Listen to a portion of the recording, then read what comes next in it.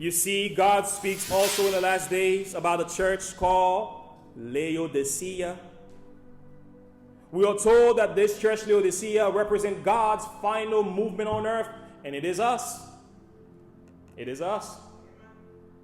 Revelation chapter 3, verse 17 says, Laodicea has a problem. What is the problem? Because thou sayest, Laodicea is saying this thing. It's not God who says it. They saying it, we saying it. What is that? I am rich and increase with good. I have need of nothing.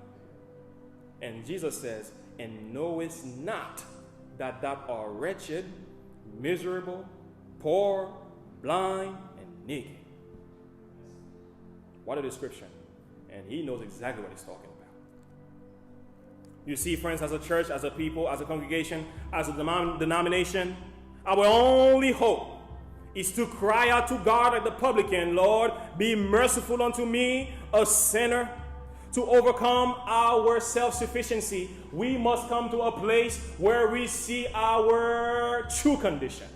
And to see our true condition, my dear friends, there's only two ways this could happen. Number one, you must behold Jesus.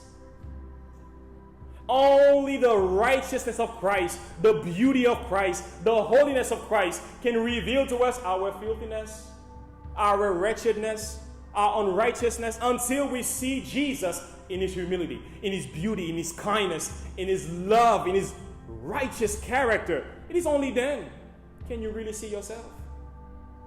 But if you look at yourself just in the mirror, you're always going to glory in yourself. But until I look at Jesus, it's a different story.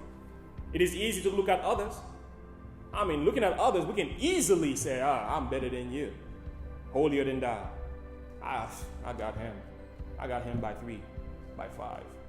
That's easy to do because somebody may not be where you are spiritually. But when you look at Jesus, it's a whole different revelation. When I look at Jesus, I see myself and I say, whoa, seriously? Is that bad?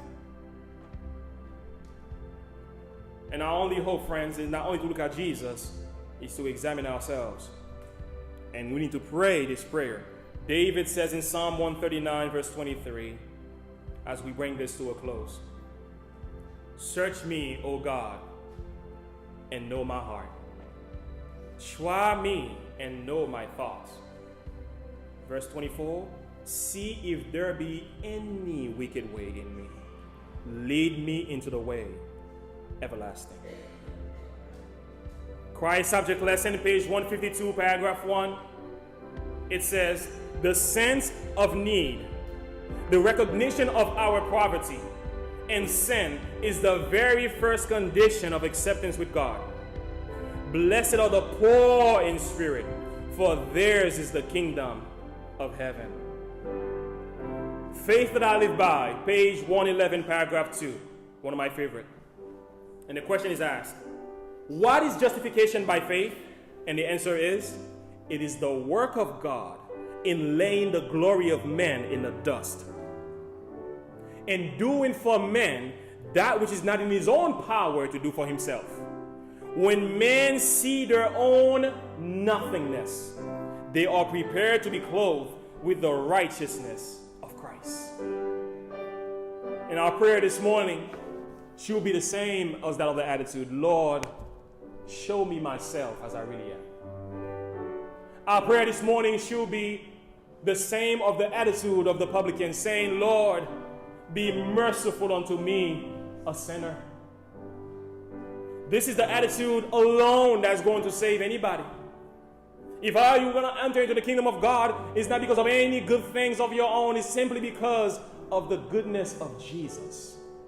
And the attitude we must have is, Lord, I have nothing in my hand that I can bring, but I'm going to cling to your cross. There's no goodness in me, Lord. I'm a wretched man. It is only by your grace that I can be saved.